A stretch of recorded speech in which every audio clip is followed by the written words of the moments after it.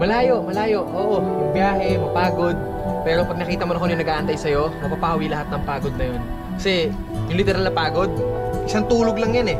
Kinabukasan, full charge ka na ulit eh, di ba? Pero yung pagkakataon na makakita o magkaroon ka ng bagong oportunidad para pasahin yung sarili mo, yung pamilya mo, hindi mo na mababalik yung pag pinalampas mo. Kasi di ba, walang may alam kung bukas nandito pa ba tayo. Kaya hanggat gumigising ka pa, sulitin mo lahat ng gising na yun. Dahil darating ang araw na hindi mo na magagawa yun. Nasa sa'yo eh, kung anong pipiliin mo, uubusin mo yung lakas mo sa kakatunganga sa bahay o uubusin mo yung lakas mo sa mga makabuluhang bagay. Huwag ka mag-alala kasi kahit saan dyan, may mararating ka. Alam mo na yun. Hindi, ganito kasi yan. Dahil lang alam mong matagal at mapapagod ka, hindi ka natutuloy. Tsong wala kang mararating kung hindi mo pipihitin yung susi sa loob ng ulo. Gaano man kataas ang pangarap mo sa buhay, huwag kang matatakot sa pagod at sakripisyo dahil parte yun eh. Hindi ka makakakain ng kanin kung hindi mo sasaingin. Hindi ka makakakain ng ulam kung hindi mo lulutuin. Lahat ng bagay kailangan kilusan mo muna sa umpisa. Hindi tatakbo ang sasakyan kung hindi mo sususian. Kung hindi mo lalagyan ng gasolina, hindi yung tatakbo sa kung saan mo siyang direksyon dapat dalhin. Kailangan kumilos ka. Kailangan ng lakas mo para marating mo kung ano yung gusto mong marating sa buhay. Kasi kung hihiga ka lang dyan, wala mangyayari talaga sa'yo. Hindi pa pwede na inaasal natin lahat sa Diyos na parang nasa Diyos.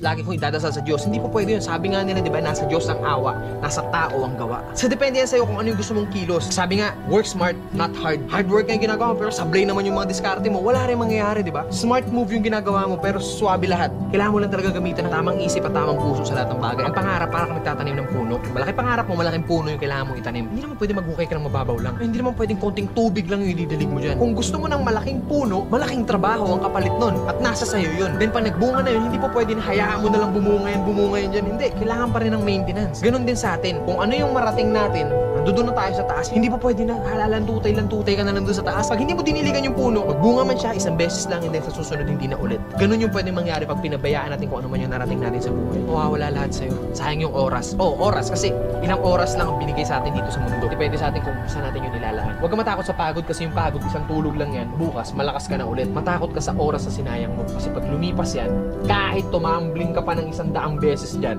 hindi mo na mababalik yan. Ano man ang landas na tinatahak mo ngayon, mabagal man ang pag-usad mo, ang mahalaga, umuusad ka. Hindi, nakastuck ka lang sa comfort zone mo, sablay yun. Kailangan mabagal man yung movement mo, pero hanggat umuusad ako, still, umuusad ako. Darating ang panahon na lahat tayo makakarating sa gusto nating puntahan. Pare-parehas lang ang kinakain ng tao, kaya lagi mong isipin na kaya mo rin yung kaya nila. Pero isipin mo rin na bago mo kayanin yung kaya nila, kailangan mo munang kayanin yung kinaya nila para kayanin mo kung ano yung kaya nila ngayon. Gets mo? Ito lang ang kailangan mong gamitin yan. Hindi mo na kailangan lumayo saan-saan mga lupalop ng mundo. Nandito lang sa loob ng bilog na to, sekreto ng lahat. Stop the hate, spread the love.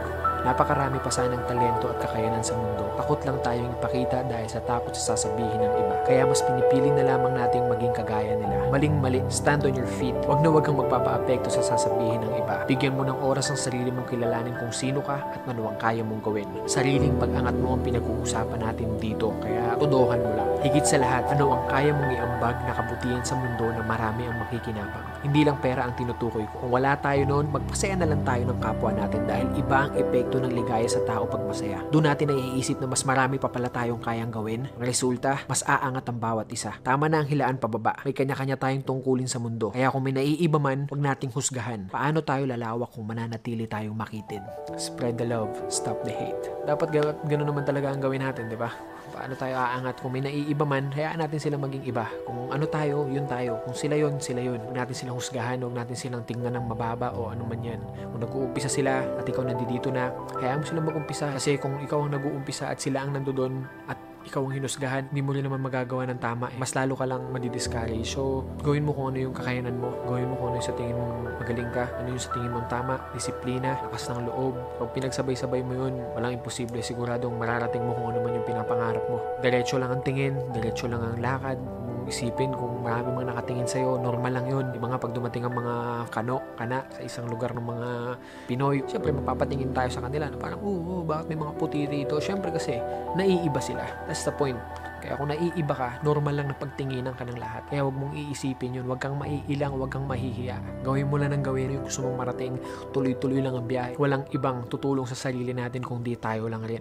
Walang ibang maniniwala sa atin kung di tayo lang rin. Kung isa kayo sa mga nagsistruggle sa kung ano yung gusto nyo gawin sa buhay, ano yung pangarap nyo sa buhay, gawin nyo lang yung gusto nyo. Minsan, marami tayong pangarap pero dahil sa sobrang iniisip natin yung sasabihin ng iba, nalilimitahan tayo. Maging malaya tayo sa sarili nating kaisipan. Maging malaya tayo sa sarili nating puso. Maging malaya tayo sa sarili nating galaw. Palagi ko nga sinasabi, hanggat wala tayong tinatapakang iba, wala tayong dapat ipag-alala.